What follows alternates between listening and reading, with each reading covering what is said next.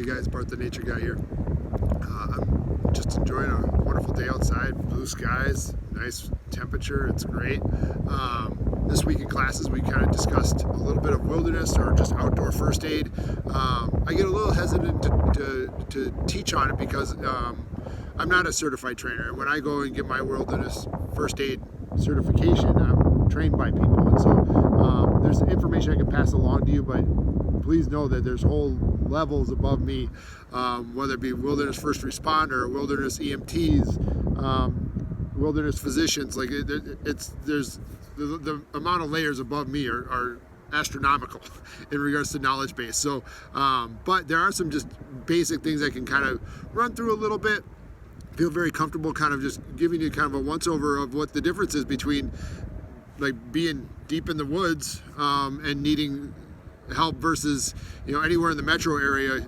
Even in rural communities, you're about 10 to 15 minutes from having an ambulance near you if you're not way back in backcountry. So there are a few differences that we can just talk about, because most of the time in regards to first aid, if there's anything catastrophic, you're just trying to stabilize that person, maybe stop some bleeding, make sure that there is not a head or spinal injury. So you may not even want to touch that person to make sure that you don't injure their spinal cord at any higher rate if it's a fall. Probably one of the more catastrophic injuries that happen in metro areas is more like bike accidents. Obviously we have car accidents, but as far as like being in woods here, there's a whole host of new single track mountain bike places that are popping up all over the place. And that means people are going at a pretty high rate of speed, and trees don't move. And so if somebody goes off the track and hits a tree, you'll really want to be careful to make sure that they have not hurt their spinal cord in any way or back, and also just helping somebody. So just kind of keep in mind, for the most part, calling 911 immediately and getting that person help is going to be the number one thing that you'll want to do.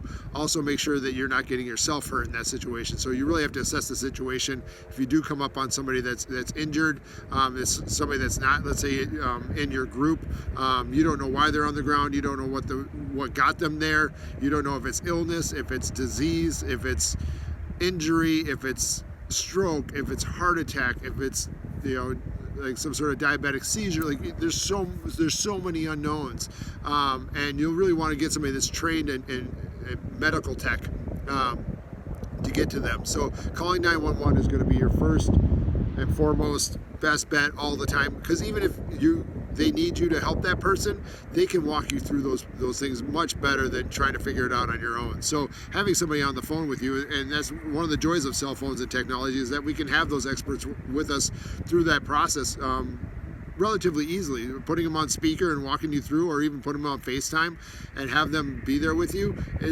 can be of help. So, but when you're way back in the woods, and when I do forest therapy work, I have like a pack that I bring us. And so obviously with the schools, I don't do a ton of big groups out into the woods, because most of my time is spent with students in classrooms and stuff now. But I do have a pack that should I do forest therapy work, that I bring.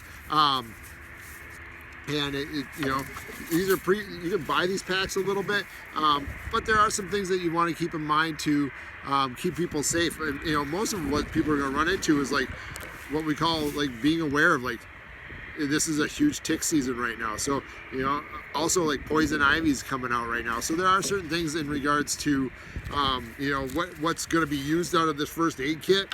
Most of it's going to be like itch cream, like somebody gets something on them, or aloe. It's starting to get sunny for the first, and warm, where people can actually get sunburns. Also, when you are in a backcountry or camping situation, probably the most dangerous thing people do is actually cook, dealing with flame and hot water. A lot of the camp meals in the backcountry are basically boiling hot water, or boiling water to the point where you pour it into like a dehydrated meal, and it's very easy to miss and pour that over your hand, and now you have your hand gets scalded, or you kick over a pot of water, and now that hot water is all over your shoe or your boot, or actually goes in your shoe or boot, and that can cause a lot of distress for somebody with first and second degree burns very quickly. And water burns horribly, because it's not like you have a hot, let's say you have something hot and you step on it, like that's not getting in between my fingers, where water kind of seeps in, gets underneath your fingernails. The burn on scalding waters can be really, really bad. And so you got to be really careful. And oftentimes people are like doing scary things. Like if you're out on a hike and getting way up in the mountains or anything like that, or rock climbing or anything, like you're thinking about your safety all the time. And then you get back to camp and you let your guard down a little bit. And unfortunately, that's actually the time to stay diligent in your safety throughout your camp experience. It's kind of, it's where people kind of like can get loose basically, and not think about safety so much, even though when they get the flames going, they get a fire going, like that type of situation is going to cause people more injury than a lot of things out there. And partly is because we're not thinking about it. And one of the biggest things you want to do if you do find yourself in a first aid situation, number one, you just want to be able to assess that situation. You want to be able to see what's going on around you, what's happening. If you run up on, let's say, I was just talking about mountain biking, like maybe there's a second person, maybe they ran into somebody. There might be somebody, you might have somebody screaming in pain right in front of you, but there's a person unconscious that they ran into, and they're 10 feet off the track, and you don't see them right away, and you're automatically tunnel visioned into helping that one person, but there's actually maybe somebody that needs more. So it's also like when you see something, it's actually like just slowing down and saying, okay, what's going on here? What do I need to help with? Am I seeing the whole picture? Am I going to get myself in more harm's way? There's already one person that I see hurt. I don't want to make myself another part of this problem. So one is also protecting yourself, and that also means, like, in this kit, making sure, like, get some latex gloves on. Like if you're dealing with any sort of blood or mucus or anything like that, if like in a situation where somebody's sick or upset, and the stomach's upset in the backwoods, you don't want to get that stuff on you. So you want to make sure that every first aid kit comes with some safety gloves. Sometimes people even wear goggles. It's something I don't have in this kit, but put on a pair of sunglasses just to keep that away from anything getting into your eye as well. So that's something to keep in mind going into it. So you don't want to get yourself hurt at all. And then there's just the basic kind of ABCs. So you want to make sure that somebody's breathing well. If somebody's talking to you, that's a great sign that their airway's clear. And then that circulation piece. So be able to take a pulse. I think most people know that the pulse kind of comes off the thumb side though, and kind of 2 fingers there and counting out to 30 seconds, then you can double that time. But practice that. If you haven't done it, it's kind of fun to do and see how your body's working. Our bodies are working so much, and we don't even like consciously think about like our heart beating, and all this blood flowing around us. And I think taking your pulse sometimes gives kind of a nice sensation of like, man, there's a lot going on up here. It's connected to all these organs and stuff that's happening in my body every day that I don't even process or think about.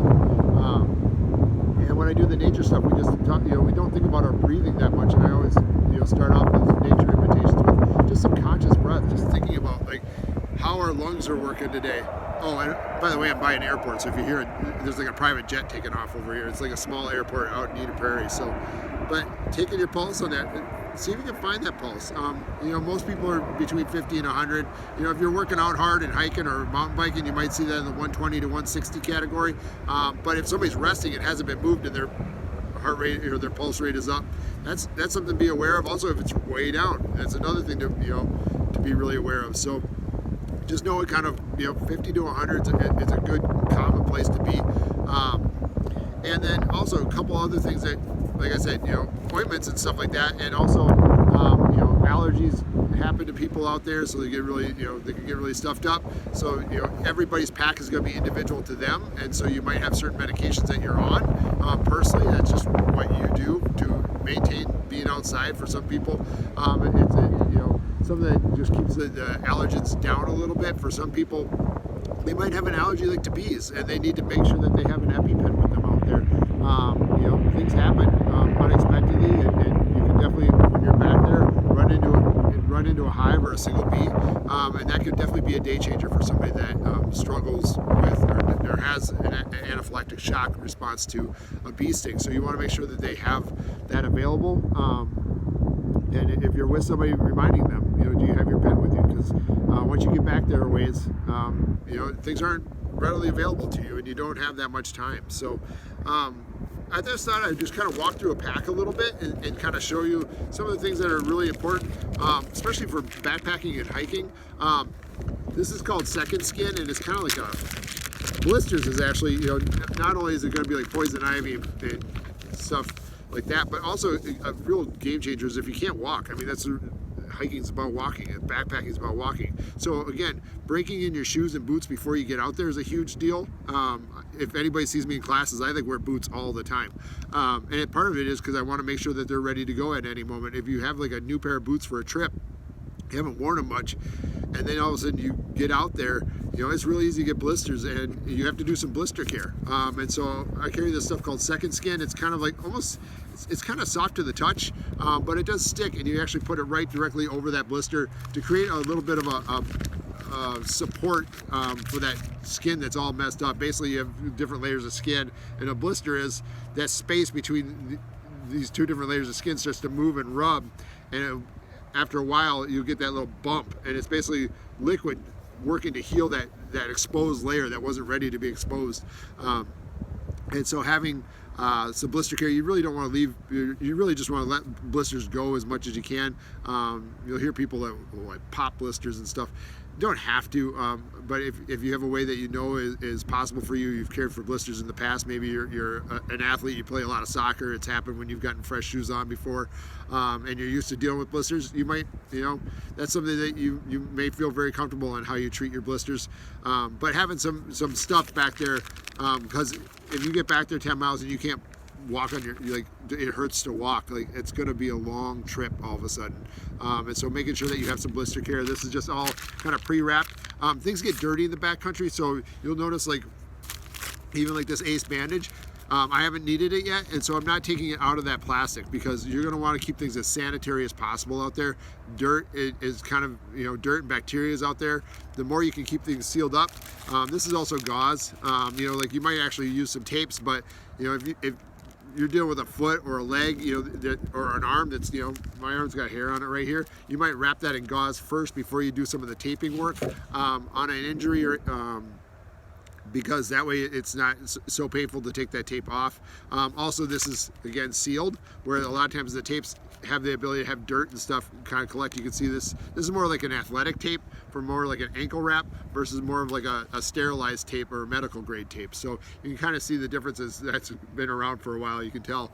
But having that gauze there also protects the wound from getting more stuff in it, because this is nice and sealed up and sterilized. So other things, cold packs, I think anybody that's played sports has seen somebody, or a school nurse, you've seen walk out, when somebody gets injured out in the playground or recess or anything outside, and they take one of these things and they smack it real hard, and it creates a chemical reaction that gets this cold. That can be a huge help, especially if you have an injury around the face and it's swelling, a fat lip or anything like that, or like a twisted ankle that's starting to swell like a sprained ankle. This can go directly on there and kind of keep that swelling down a little bit.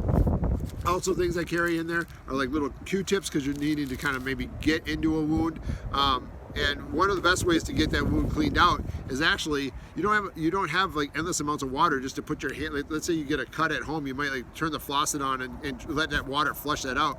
Well, this may be all the water you have is like what's left right here. So that's not a lot of water, and you have a cut and you can't just pour it out. It's not gonna get enough force. Like a faucet forces water in there and pulls some of the debris out of that cut. Having a little water syringe or water pick is hugely important, where you're able to put it inside the water and then direct that water right in, let's say it's a cut on the hand, directly onto that wound and push that debris out. Usually our hands are really dirty. We don't have a lot of access to stuff when you're way back in there. So one of these water syringes is a huge help to getting wounds flushed out. So any sort of cut or anything like that, or if you have a burn and now there's dirt on it, because let's say as a part of a tumble, where all of a sudden you burned your hand and you fell at the same time, and all of a sudden you got this burn and you want to get kind of the dirt and stuff off of it. Because the other thing is that it's not like, oh, we'll be out of here in an hour, we'll be back at a doctor's. You might have a whole day's worth of walking where you have to cover this wound. So you want to try to get as much debris and junk out of that wound as possible, and using one of these is great. Also, you might, you know, a lot of first aid kits are going to come with the tweezers. Metal tweezers are kind of preferred, simply because if you do have to kind of start to pick, let's say there's a bad fall and like somebody tripped, if you've ever had, like, anybody that skateboards out there has a little road rash and you get all those like pebbles and stuff in your hand and you want to pick those out, you know, you can put that into a fire or use some sort of lighter or anything like that to sterilize this. Just remember, if you do sterilize, you don't want to also then wipe it off, so because it gets all black and sooty, and all of a sudden you're like, oh, it's all black and sooty, it's dirty now, but it's clean, and you wipe it off. Well, that just wastes what you just did. Don't worry about the black stuff on there. It is sterilized at that point. If it gets nice and red hot, you're good to go. Just make sure to cool it down before you actually go in and start picking at things. So other things that I carry, again, is bandages. What's nice about a lot of first aid kits like this, the ones that are a little bit bigger, this one I think says for 6 people for 8 days, so it actually does have quite a bit of gauze and bandages and stuff. You don't have to go through that. I think everybody knows what those are. Just different sizes in here. You know, so much more like big pads. Like if you have a big wound, you want to be able to cover that up. And then you might use like an ace bandage to cover that up and walk that out of there. I also have a you know, like a little emergency poncho shelter piece too, so that might just be for wrapping a wound or just keeping it clean after you get it wrapped up. But a lot of these kits will have first aid little, I mean, this is a whole book. Look at this thing. It's got everything. You don't have to remember everything. I can't remember everything, and this is a little bit more broken down and a little bit simpler. It's more of like a little brochure, but it's got a lot of information on there. And it also comes with, and I made copies of this, it also comes with little evac sheets. So if you do have to, let's say you do have somebody that goes down way back in the woods, and then you're calling somebody, having one of these with your first aid kit is kind of nice, because you can write down all this information about who they are, what their age is, and then also right here, you can write down what's happened to them, and it provides you kind of a walkthrough, so you're not having to try to remember that all off the top of your head. Before you call, you can write down all this information, and then when you do get to some cell service, or you do get somebody on the line, you can kind of walk them through what's happened, what's going on, and kind of get give them a sample of what's happening right now. So that is that. The other thing that happens sometimes is like sprained ankles, and these are like wilderness splints, so it's like almost like wire inside, and so they can be used to basically put over someone's hand. So if you do have like a wrist injury right there. Now these are pretty flimsy, just like paper is, but once you put like a little scoop in there like that, that gets pretty firm. So that little bend right there, you can see that, firms that up quite a bit. It's just like if you had a little piece of paper and you kind of put a little bend in it, you can almost like scoop stuff off. I've used that for like on my countertops or whatnot, you know, and if I held that piece of paper flat, you know, it doesn't do much. But if I put a little bend in there by bending my thumb in there just like this, I can kind of scoop things off, you know, off a counter into my hand or some crumbs or whatnot. Same thing here. That little bend produces a lot of strength in this splint. This is actually, you can probably see it, this is a wire splint, so this is actually really small. It fits in my hand. And you take it out, I'll actually just kind of show you from here. It's actually just a set of cage. So if somebody's ankle's bummed up, if their arm's a mess, and you need to kind of split that up. Now, kind of the general rule with splints, and let's say it's an elbow injury, let's say. If it's an elbow injury, you're basically putting the splint from bone to bone. Now, if let's say it's a break on the bone, you're going from joint to joint. So wherever that is, like I said, if it's an elbow injury, you want to secure bone to bone so that joint's not moving. So that's not going to happen anymore. And if it's a bone issue, you want to go from joint to secure that bone from flopping around at all. So that's just kind of the general piece. I think most people think about like wilderness first aid and using sticks and stuff. That definitely works. But there are a couple things like this that are very easy to carry, very lightweight, and definitely provide the support to the joint or the bone to make it a little bit easier. So you also have a lot of not only do you need to flush that out, but you also need a lot of ointments to kind of clean and make sure that wound is as sterilized as possible. Again, in the backcountry, you might have many hours or days where that's going to be a problem. The other thing, I won't take this out right now, it's very windy where I'm at, but this is what they call a cravat. It's a big triangular bandage. It's like a giant bandana, and it's made out of a very, very thin cloth. I'll take it out here. I'll take it out. It's very, very thin. It's almost like, if anybody's familiar with cooking in cheesecloth, it's got that same kind of consistency. It's very strong, and it can be cut into strips, so if you are going to put like a support here, you can cut it into strips and wrap and tie. It also can be made into a sling. Also, what you're wearing can be a sling. So if you're able to get somebody's, arm in, let's say they're dealing with a shoulder issue, you can just slide a piece of clothing over them, get that elbow, get that chicken wing in there, and now they're sitting like this, and it's nice and tight.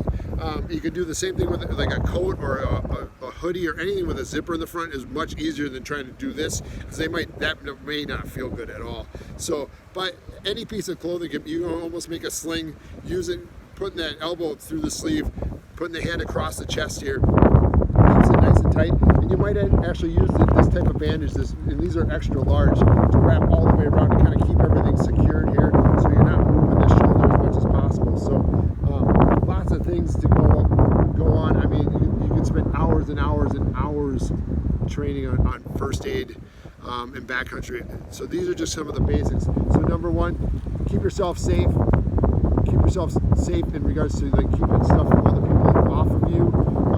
Make sure you try to sterilize those wounds as much as possible.